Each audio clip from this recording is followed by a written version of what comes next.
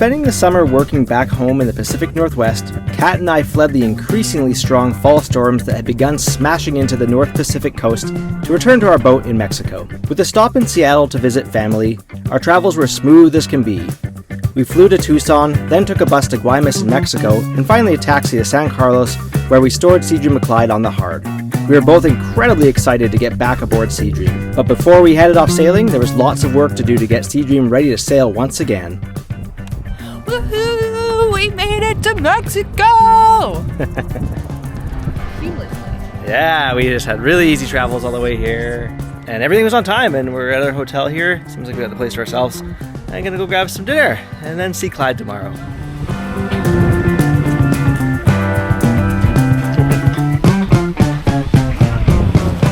That? Yeah! Nice. Somewhere right over there is Sea Dream of Clyde. We're going to get him. We are mere steps away from where Clyde should be. They moved it this morning. How you feel right now? I feel excited. It's a sort of a feeling of like a little anxiousness, I guess, because the boat's been sitting there for 7 months and nothing should have happened, but there's always question marks when you leave your boat for that long, but out of the water, I mean, that's pretty good. So we're gonna find out real soon. And I just realized that I have been off the boat now for about 7 months since I got off like mid-March. And that's as long as I was on the boat last year when we sailed, when we got on the boat like mid-August. So 7 months on, 7 months off, which just is so wild now. Yeah. We haven't seen our boat in so long. So exciting. Yeah. Oh my gosh, he's right there. He just moved. Just moved into his little slip in the work yard. Yeah.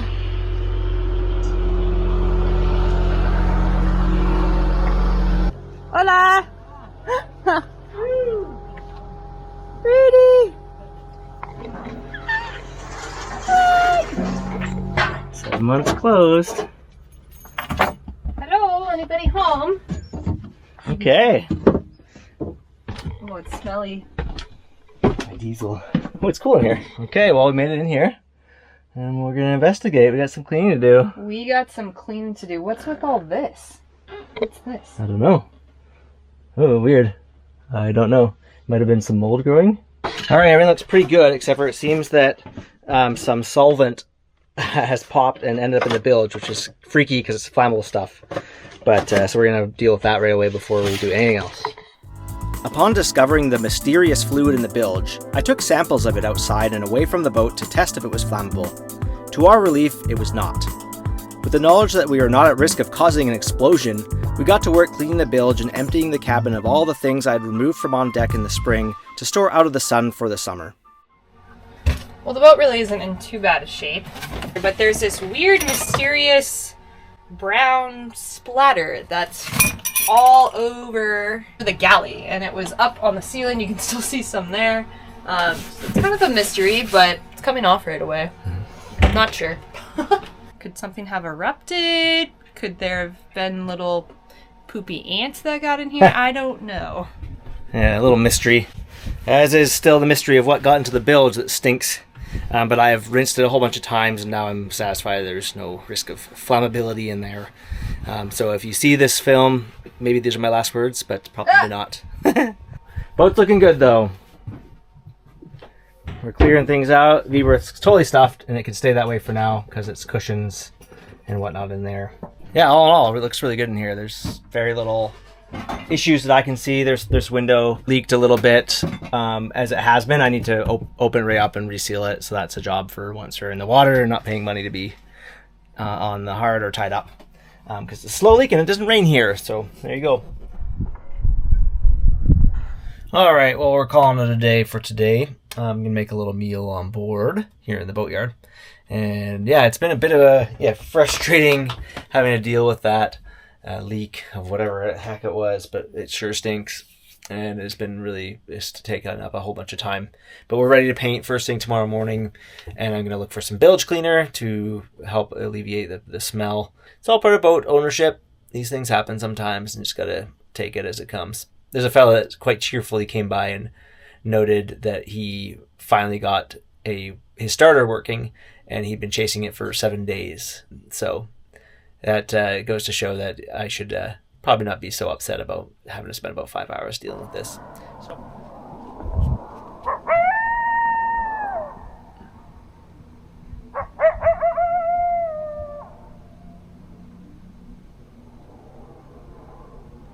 Coyotes.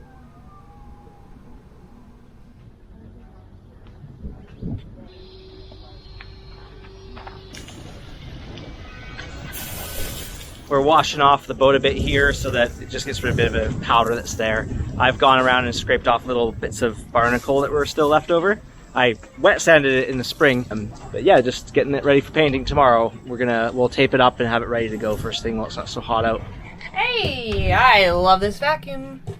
Well, this is the moment of truth as we bring in our new mattress. Trevor got this mattress from a friend who had a different size V-berth, but it was bigger than ours. So I was able to cut some foam and just make a little bit of alterations to the really nice cover that it has. And so we're hoping that it fits our V-berth perfectly. So we're just vacuuming out the holds and getting ready to put it in.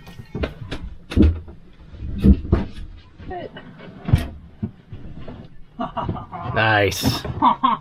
That's perfect. No. Oh, you doing? Oh, that looks great, Kat. Yeah. There's just a little spot. I'm not even gonna worry about that. Yeah.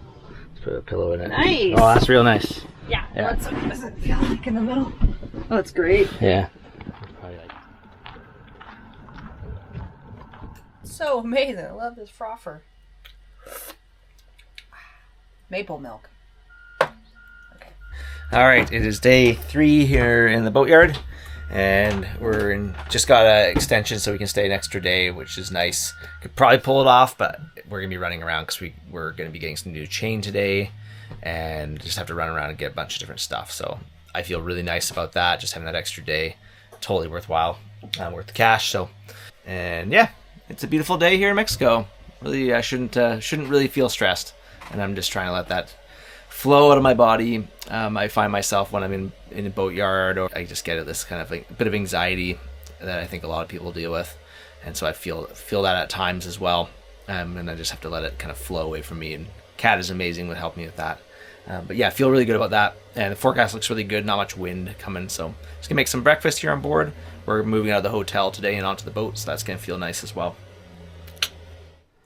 We're back to Baja and eating a beautiful breakfast of a fruit salad and plantains and huevos and cafe con leche. It's very good. Yeah, this is making it feel like we're home again. We're starting to eat on the boat and getting organized, so it feels really good.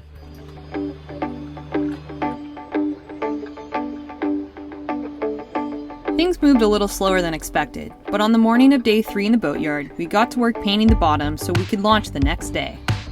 The very dry air in the desert necessitated adding about a cup of paint thinner to the gallon of thick anti-fouling paint we were applying to the hull. We also used smaller rollers compared to what we used back home in the P&W to deal with the paint drying much faster in the dry desert air. This is always a satisfying thing. Oh yeah, oh, except for that. Don't mind that, folks, mind that. We'll try and find a bit of blue. We're gonna fire up the engine for the first time now. So we got a bunch of water back here where the raw water comes in usually through a filter, but we just have these buckets of water and the hose that's gonna be going, so there's water running through the engine at the same time. Got Kat back here who will manage it, and I'm gonna go start the engine and keep an eye on the gauges, and hopefully everything starts, so let's find out.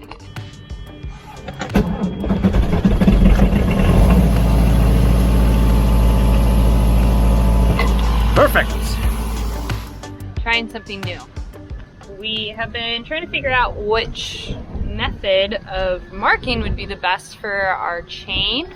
And last year we used little zap straps, and they were the smaller ones because that's what was fitting through, and they would break and fall off, and we don't like that micro trash. So this year we thought we would try to use some of our old climbing gear, using an old sling, and then I've just cut it into a small section, and we'll see if it works.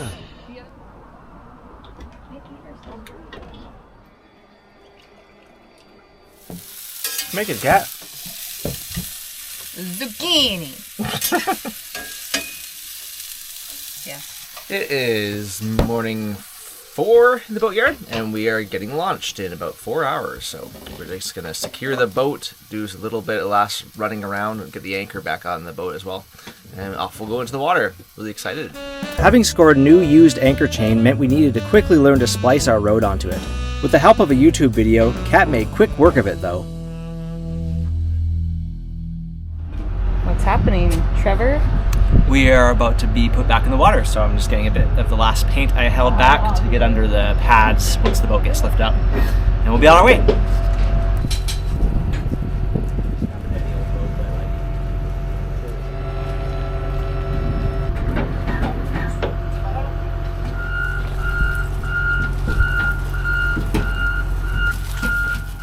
So just like that, Sea Dream was ready to go back in the water. It was an exciting moment to see the trailer pull up and lift our beloved boat.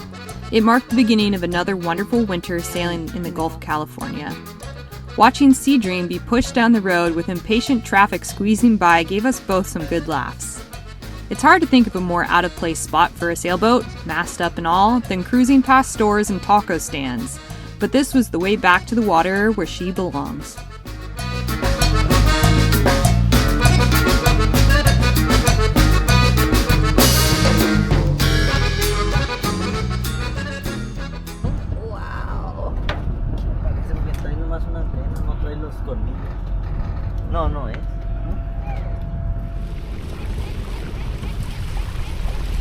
All right, we're in the water. Trevor had a beautiful exit off of the loading dock.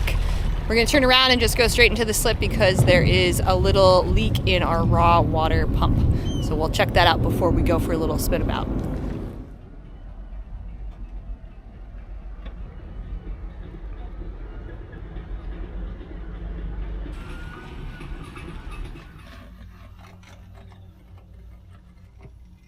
It's our first morning back in the water, and it's ever sweet waking up here instead of having to climb down a ladder in a dusty workyard. So we're going to continue getting the boat put back together. Got to put the lines back up, the halyards, and then get the sails out of the way, and then put the dinghy together.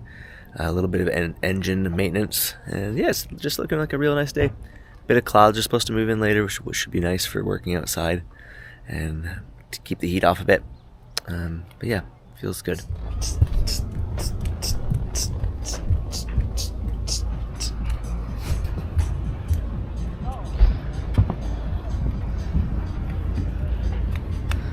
Chapter. Using some Rainbow R196C to give the dinghy a little love. There's a bunch of just little like micro almost holes, and so we have been just putting it on so that when we have rougher beach landings, it doesn't put more leak in the dinghy. I've just taken care of replacing the impeller. It was in okay shape, but it was leaking a little bit when we first got back in the water. I think this is just the rubber having lost its flexibility in the gasket, so it seems to be a trend on the boat after the hot summer. But now it's good, it's not leaking, and it needed to be replaced anyways. Almost a couple of years old. We're continuing the small jobs right now, and next I'm going to start putting the halyards up. Kat's just putting some seizing line on the anchor on the shackle, just so if it ever were to start loosening up, it wouldn't keep going. When storing a sailboat in hot, sunny places, it's important to remove your running rigging to prevent it from being destroyed by the sun, as well as by chafing from wind. Removal is easy. Using electrical tape, firmly attach tag lines to the mast bottom side of your running rigging. Next, carefully pull it through the block and up through the mast. Securely affix both sides of the tag lines to the boat, being mindful of chafe points. To get the lines back up, just do these steps in reverse. Storing your running rigging out of the sun will extend the life of these costly consumables. The work continues. We got the halyards up, and we're just having a little lunch break right now. While we were walking along the Malecon, some folks had some prawns for sale, so we're going to have that for lunch, along with some zucchini and some plantain and onion, butter, garlic. Sounds pretty good.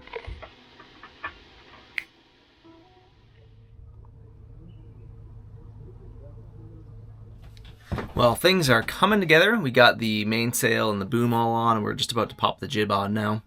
And then we're pretty much ready to sail, just got to clean up, and we have another 24 hours at the dock here though, so lots of time to deal with it. It's been nice hanging out here. We were hanging out with some new friends here in San Carlos. It was pretty rocking on Saturday night, but luckily right at midnight the music all stopped. There was a few live bands happening really nearby, so it was quite loud. But yeah, it's beautiful out. Beautiful place to be.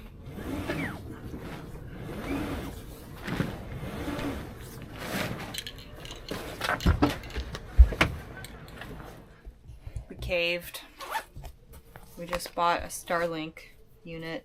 I have mixed feelings, but I think I'm excited too.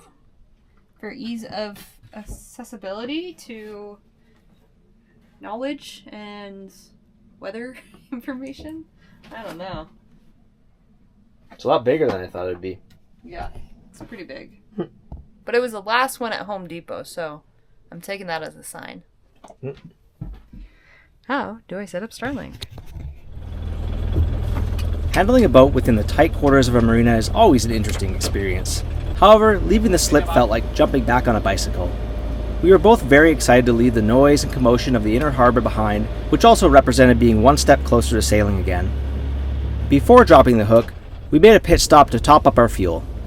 The Pemex fuel dock in San Carlos has a very easy approach, and the cost is about the same as at the regular gas stations in town. Okay, we escaped the marina, and we're gonna go anchor now for the first time in a little while. Leaving the marina behind was such a relief. While it is certainly easier to take care of boat chores while tied to a dock, we always prefer being at anchor.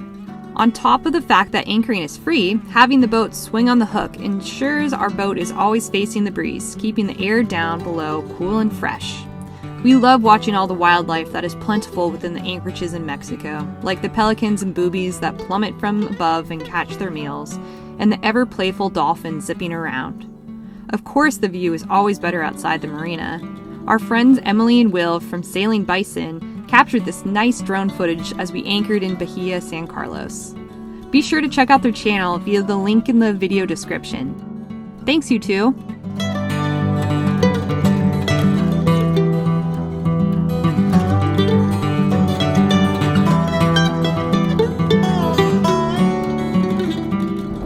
Yay! We're finally at anchor. Feels like a lifetime that we were in the boatyard and then on the dock, so this is very nice.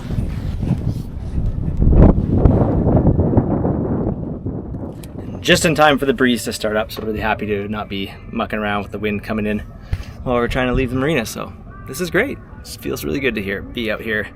Next is making sure the engine on the dinghy is good, and then I'm going to get another piece fitting for doing this solar job, the hard lifeline installation, so that's the plan now.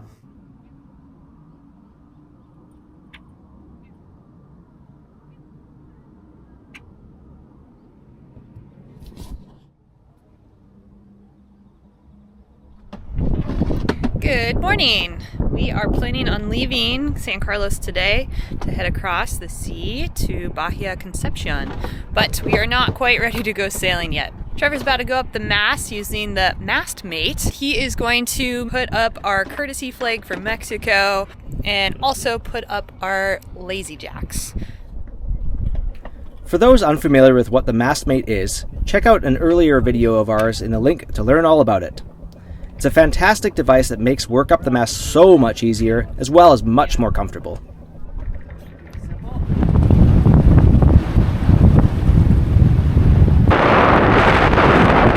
Well, one would think this is not a good time to start crossing the Gulf to the Baja side, but the wind funnels through here like crazy. So this is pretty standard conditions out here, and it's always accelerating. So outside of here, we expect it to be a solid 10 knots less, and probably just a nice 15, maybe 20 knot breeze instead of this 25 gusting 30. But we're just about ready to go here. It's about 4:30, and we're leaving at 5 o'clock so that we won't arrive before daybreak. We've got 70 miles to cover, and this will make it so that we should arrive sometime at 6 a.m. at the earliest, or more like 7, 8, that kind of thing. So we're looking forward to this sail. It's exciting to get out of San Carlos. It's a nice place, but excited to make tracks and get over to the lovely Baja. Baja! How are you feeling, Kat? feeling good. I feel like I'm very conscious about not eating right now, and yeah, it's been about 7 months since I've gotten a sail on Sea Dream of Clyde. Yeah, I'm excited to get to the other side. I'm excited to be out there too. I think this wind, it's like, oh my gosh, we're getting like bounced around, and I've been on the boat pretty much the whole time the last few days, and I've been like a little like, oh, am I gonna get sick? But I think it's good training to be out here, and yeah, I'm looking forward to it. We didn't end up getting a shakedown cruise in, which we wanted to, but what we're saying is we're calling the first hour a shakedown. If everything's going great, we'll keep going. We can always turn around, come back here. We know how to get into the harbor. No shame in turning around, but this is a very good window to grab right now. After this, it's gonna be quite light wind for a bit. So yeah, just about ready. Well, that about wraps up this episode. Coming up next time on Sailing Sea Dream of Clyde, we sail into the sunset and grab a good weather window to make the 70-mile sail across the Gulf of California to the Baja Peninsula. After a robust and very fast sail across to Punta Chivato, we relax back into cruiser life, explore the ruins of an abandoned luxury hotel and the surrounding beaches, then sail into Bahia Concepcion. Thanks so much for watching, and bye for now.